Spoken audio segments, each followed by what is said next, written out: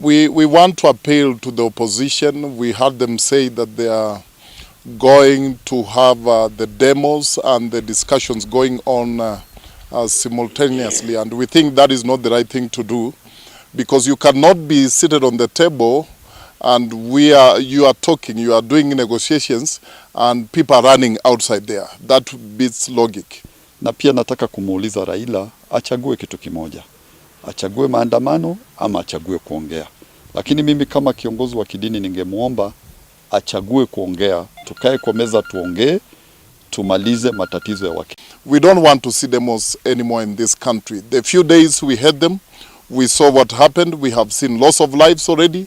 People have died. We should be thinking of the people who are dying in those demos. We should also be thinking of the businesses that we are losing in those demos. Right now, the economy has gone to the dogs. The dollar is changing at around 130 to the shilling. So we feel the economy is not doing very well.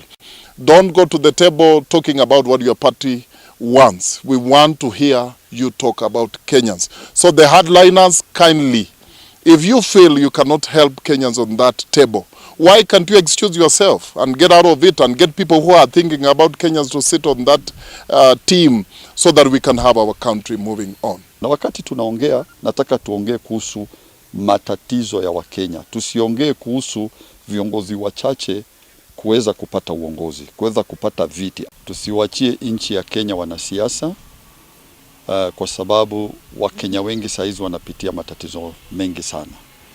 Tuna matatizo ya kiuchumi, tuna matatizo ya elimu, kuna matatizo ya afya. Tukiangalia hata shuleni saizi kuna vifo imeingia shuleni, lakini hakuna mtu anaongea kwa sababu tumewachia Kenya wanasiasa.